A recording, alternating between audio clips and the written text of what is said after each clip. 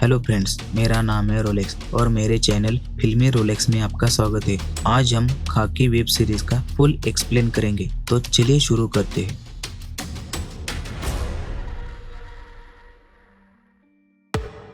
Episode की शुरुआत बिहार जिला शेखपुरा में स्थित सासबहाना गांव से होती है, जहां पीएसआई रंजन कुमार अपनी पुलिस फोर्स लेकर एक आदमी को पकड़ने आते हैं। पुलिस ने घर को चारों ओर से घेरा था। उस घर में चंदन महतो नाम का शख्स रहने की टिप मिलती है। सब पुलिस चंदन महतो पर निशाना लगाकर बैठे थे। देर थी तो सिर्फ ऊपर से ऑर्डर आने की। दूसरी तरफ स्टेट में हुए इलेक्शन की वोट काउंटिंग जोर शोर से चली थी। चंदन महतो पर जिस पॉलिटिकल पार्टी का हाथ था, वो इस बार सत्ता में रहती है या नहीं, बस इसी बात का इंतजार बड़े बड़े पुलिस ऑफिसर कर रहे थे। थोड़ी देर बाद चंदन महतो की पार्टी इस बार सत्ता में आती है और तुरंत ऊपर से पीएसआई रंजन कुमार को ना पकड़ने का ऑर्डर मिलता है। पीएसआई रंजन कुमार बिक चुके सारे ऑफिसर को कोसते हैं और पुलिस फोर्स लेकर वापस चले जाते हैं। आखिर चंदन महतो था कौन और पीएसआई रंजन कुमार उसे पकड़ना क्यों चाहते थे? साथ ही साथ किसी पार्टी का क्रिमिनल के साथ क्या नाता है?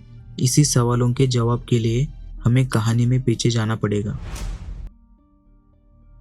ये बात तब की है जब आईपीएस ऑफिसर अमित लोढ़ा की पोस्टिंग बिहार में हुई थी और अपने पहले पोस्टिंग के ज्वाइनिंग के लिए अपनी वाइफ के साथ बिहार आते हैं। रात को क्वार्टर्स में पहुंचते हैं और वहां खास कोई सुविधा नहीं होती। दूसरे दिन सुबह अपने ज्वाइनिंग के लिए हजारीबाग स्टेशन में पहुंचते हैं। ज्वाइनिंग के कुछ मिनट बाद ही ऑफिसर चौबे उनको पहला टास्क देते हैं। वो बोलते हैं, स्टेशन से 42 किलोमीटर दूर पेरा गांव के लोगों ने दिल्ली जाने वाली ट्रेन रोकी है क्योंकि उनके कुछ डिमांड है। उनसे बातचीत करके ट्रेन को छुड़वाना है। ऑफिसर अमित वारदात की जगह पहुंचते हैं और बातचीत करते हैं, लेकिन गांव वाले एक नहीं सुनते। तब ऑफिसर अमित बोलते हैं, जब तक प्रशासन का आदमी आपकी डिमांड सुनने नहीं आता तब तक मुझे रोक लो।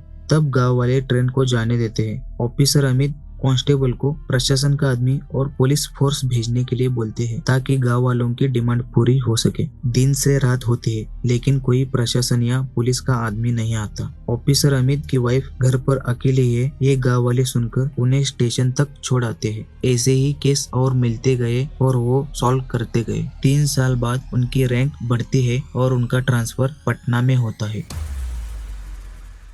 पटना शहर, ये शहर जितना ऐतिहासिक है उतना ही बदनाम, जहां हत्या डकैत रोज की बातें थी। सत्ता पक्ष के लिए ये आरोप, लेकिन विपक्ष के लिए मुद्दा और पुलिस के लिए नई चुनौती। कुछ दिन बाद पटना के बड़े सेठ जी का किडनैप होने वाला केस ऑफिसर अमित को मिलता है। अपने खबरी से मिली इंफॉर्मेशन से वो वारदात वाली जगह पहुंचते हैं। वहां पुलिस और गुंडों के बीच गोलीबार होती है, परंतु सब गुंडों को पुलिस पकड़ती है। वहां किडनैप सेठ जी तो नहीं मिलते, परंतु हफ्ते पहले किडनैप हुआ एसबीआई बैंक मैनेजर मिलता है। अब चंदन से चंदन महतो बनने की कहानी शुरू होती है। चंदन अवनी बाबू के ठेके पर काम करने लगता है। कुछ दिन बाद चंदन 2 नंबर से डीजल चोरी करता है और गाड़ी से दारू भी सप्लाई करता है। ऐसे ही दिन बीतते गए और चंदन आगे बढ़ता गया। कुछ दिन बाद आईपीएस ऑफिसर अमित को स्टेट के बड़े बिजनेसमैन का 9 साल का बच्चा किडनैप होने का केस मिलता है। ऑफिसर अमित जेल में बंद कैदी जवाहर से खबर निकलवाते हैं। जवाहर की खबर सही और सटीक होती है और ऑफिसर अमित अपनी फोर्स लेकर वारदात वाले जगह पहुंचते हैं और सब किडनैपर को मारने का ऑर्डर देते हैं। कुछ समय बाद पुलिस और किडनैपर के बीच गोलीबारी होती है, लेकिन चंदन चालाकी से बंदूक छीनकर पीछे के रास्ते से भाग निकलता है और अपनी लॉरी वहीं छोड़ता है। सब किडनैपर्स मारे जाते हैं सिवाय चंदन के। उस दिन चंदन का दूसरा जन्म हुआ। एपिसोड के आखिर में अभ्युदय और उनका साथी अपने बेईमानी का खेल खेलते हैं। इसमें साथी की मौत होती है। इस एपिसोड में बस इतना ही। तब तक के लिए टेक केयर, बाय।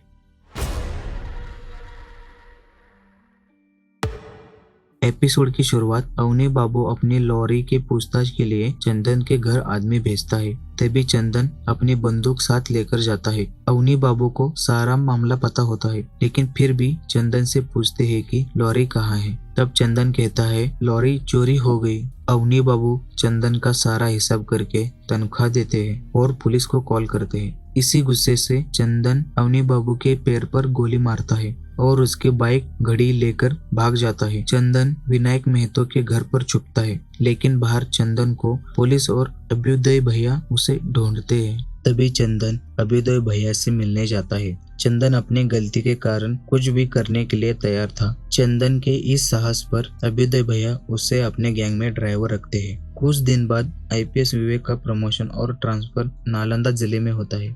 तभी मिनिस्टर सुमित यादव और लाजो सिंह भेंट देने आते हैं। तभी स्टेशन में बर्ता और अभ्युदय के बीच लड़ाई होती है।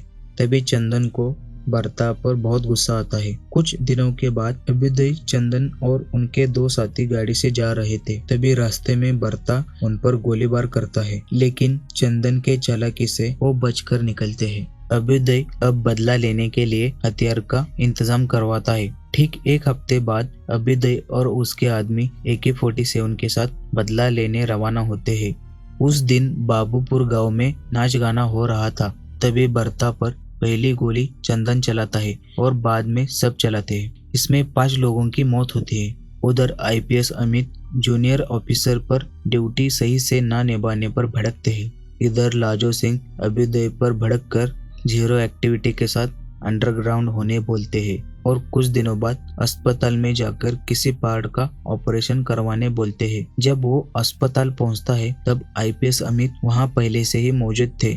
चारों को गिरफ्तार करके मंडल कारा नवादा में रखते हैं। लाजो सिंह जेल में मिलने आते हैं और वकील पर प्रेशर डालते हैं ताकि उनका भाई और साथी जेल से बाहर आ सके। तभी वकील सलाह देते हैं कि बैकवर्ड क्लास का आदमी सारा इल्जाम अपने सिर ले ले ताकि जल्द से जल्द केस क्लोज कर सके। तब सारे चंदन की तरफ देखते हैं। चंदन सारा इल्जाम लेने को मान जाता है। तभी जेल में बंद चमनप्रास साहू चंदन से मिलता है और बातों बातों में उनकी गहरी दोस्ती होती है।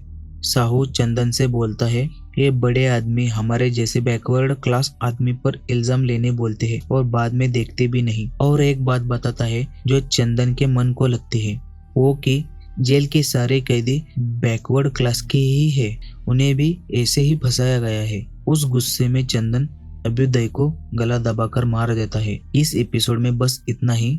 तब तक के लिए टेक केयर, बाय। एपिसोड की शुरुआत में चंदन एक डायलॉग मारता है, हमारे गांव में सब गुलाम राजा होते हैं, और अभ्युदय को उसी ने ही मारा ऐसा इशारा करता है। ऐसे ही 3 साल बीत गए। अब चंदन को जेल में मिलने के लिए बड़े बड़े मंत्री आने लगे क्योंकि थोड़े दिनों में इलेक्शन होने वाला था। उधर हाई ऑफिसर रैंक के पुलिस अफसरों की इलेक्शन के बारे में बैठक होती है। तब आईपीएस अमित अपने क्षेत्र में सबसे फेयर इलेक्शन करवाने का भरोसा देते हैं। इलेक्शन की तारीख 16 और 18 नवंबर तय होती है। जेल के अंदर चंदन और साहू जेल से भागने का प्लान करते हैं। साहू की बीवी मिठाई में नींद की गोलियां मिलाती है। तभी साहू रसोई में जाकर गैस लीक करता है। थोड़ी देर में गैस का विस्फोट हो जाता है। तभी जेल के बाहर खड़े रहे चंदन के आदमी जेल के अंदर घुसते हैं। चंदन और साहू सभी पुलिस वालों को मारकर भाग जाता है। तभी वो भागकर अपने क्षेत्र के विधायक वर्मा के पास जाता है और उनसे इलेक्शन की डील करता है। चंदन पहली बार स्टेज पर जाता है और अपना भाषण देता है, लेकिन उसकी कुछ बातें रविंद्र मुखिया को पसंद नहीं आती। तभी चंदन उसे धमकी देता है और सीट वापस लेने बोलता है। डर के मारे रविंद्र मुखिया FIR लिखने थाने जाते हैं, लेकिन पुलिस उनका मजाक उड़ाकर कंप्लेन नहीं लिखते। तभी स्टेशन में नए पोस्टिंग ऑफिसर राजन कुमार की एंट्री होती है। थोड़ी दिनों बाद इलेक्शन होती है। चंदन मानिकपुर गांव के लोगों को वोटिंग ना करने की धमकी देता है। उस गांव के मुखिया का साला पुलिस को चंदन के बारे में बताता है। ऑफिसर राजन और उनके साथी गांव में आते हैं और चंदन को पकड़ने के लिए पीछे भागते हैं। तभी पुलिस उन पर गोलीबारी करती है। उसमें उनका एक साथी पकड़ में आ जाता है। तभी चंदन ऑफिसर राजन को कॉल करता है और धमकी देता है। बातों बातों में मामला आगे बढ़ जाता है और चंदन गुस्से में आकर स्टेशन पर गोली चलाकर भाग जाता है। अब खेल आमने सामने का हो गया था। कुछ दिनों बाद चंदन महतो की टिप मिली। वो उसे पकड़ने वाले थे, लेकिन बीच में चुनाव का रिजल्ट आना था। उसी दिन चंदन के नसीब ने साथ दिया और उसकी पार्टी सत्ता में आ गई। यही है पहले एपिसोड से अब तक की पिछली कहानी।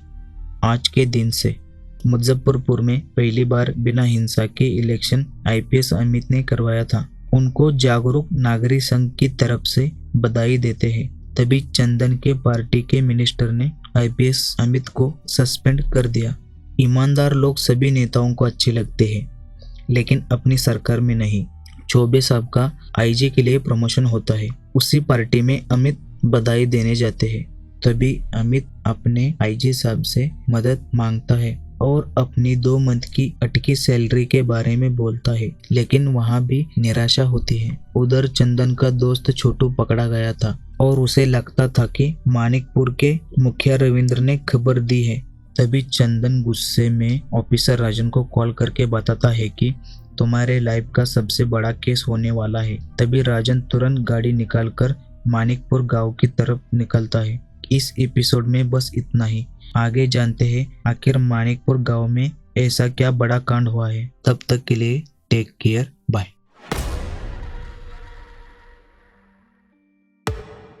एपिसोड की शुरुआत ऑफिसर राजन गांव पहुंचते हैं। तभी रास्ते पर घर में आदमी, औरत और छोटे बच्चों की लगभग 25 लाश मिलती है। तभी डीआईजी पासवान अमित को शेखपुरा जिले का नया एसपी बनाकर मानिकपुर गांव में हुए केस पर क्विक एक्शन लेने बोलते हैं। सुबह गांव में स्टेट मिनिस्टर आते हैं। गांव की हालत देखकर जल्द से जल्द मुजरिम को सलाखों के पीछे डालने बोलते हैं। इधर विनायक महतो चंदन महतो पर आग बबूला होता है और उनके दोनों के बीच थोड़ी नोकझोंक होती है। चंदन को टिप मिलती है कि मामला हाथ से निकल चुका है। चंदन का आदमी मंत्रिया चंदन को एसपी के घर पर हमला करने बोलता है। तभी चमनप्रास को गुस्सा आकर मंत्रिया के गले पर चाकू रखता है। चंदन और साहू के बीच थोड़ी नोकझोंक होती है और थोड़े दिन के लिए साहू अपनी बीवी बच्चों के साथ अंडरग्राउंड होता है। इधर सस्पेंड राजन कुमार गांव जा रहे थे। तभी एसपी सर उनको बुलाकर उनसे केस के बारे में थोड़ी बातें करते हैं। राजन बोलता है मानिकपुर के मुखिया रविंद्र और चंदन के बीच अनबन हुई थी। ऐसे में चंदन मानिकपुर में बहुत बड़ा कांड करने वाला है, ऐसी खबर मुखिया के साले ने बताई। सूचना मिली और हम चले गए। गोली चली और चंदन को भागना पड़ा। उसमें उसका एक साथी पकड़ा गया। उसी दिन से ऑफिसर राजन गांव में फोर्स लगाए थे, लेकिन गांव में चुनाव के कारण फोर्स हटवाना पड़ा और यही मौका चंदन को गांव पर हमला करने के लिए मिला। एसपी अमित चंदन को हफ्ता देने वाले लोगों से मिले और उसे हफ्ता ना देने का ऑर्डर दिया। इससे चंदन की इकोनॉमी पर चोट आती है। उसी रात सस्पेंड राजन को अपने खबरी से चंदन की एग्जैक्ट लोकेशन मिलती है। यही बात वो एसपी अमित से करता है। एसपी अमित अपनी फोर्स लेकर लोकेशन पर पहुंचते हैं, लेकिन वहां से बच निकलकर नाले के उस पार जाता है। वहां चंदन की फोर्स होती है। इस बीच में चंदन और एसपी के बीच नोकझोंक, धमकी और बातें होते हैं। इस एपिसोड में बस इतना ही। तब तक के लिए टेक केयर, बाय।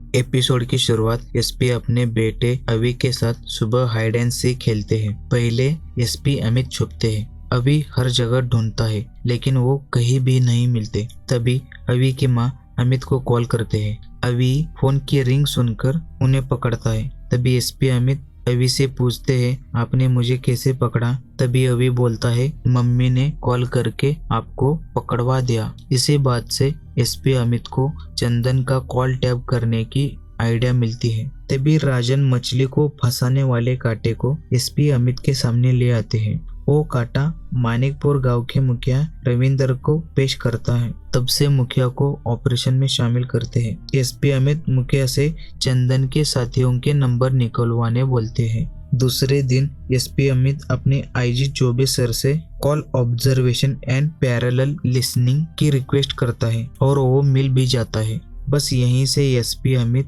चंदन, साहू और उनके गैंग के लोगों का कॉल सुन सकते थे। कुछ दिन कॉल पर बातें सुनते गए, लेकिन कोई काम की जानकारी नहीं मिली। थोड़ी दिन बाद कॉल ऑब्जर्वेशन के अनुसार राजन और मुखिया को देवघर में साहू और उनकी बीवी मीता देवी को ढूंढने बोलते हैं।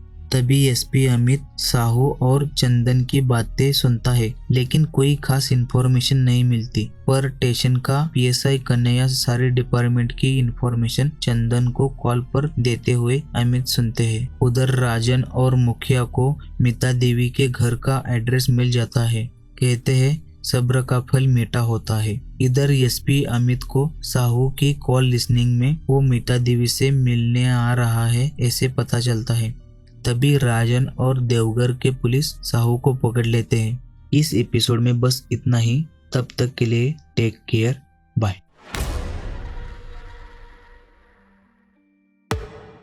एपिसोड की शुरुआत शाहू को कसार थाना लाते हैं। तभी वहाँ एसपी अमित मुस्कुराते हुए बैठे होते हैं। सुबह प्रेस मीटिंग होती है और इस प्रेस मीटिंग में एसपी अमित चंदन को 15 अगस्त से पहले पकड़ने की घोषणा करते हैं। साहू पकड़े जाने के बाद चंदन के गैंग के लोग डर गए थे। इधर मीता देवी साहू से मिलने आती है, पर साहू को पुलिस ने 4 दिन से 1 मिनट भी सोने नहीं देते।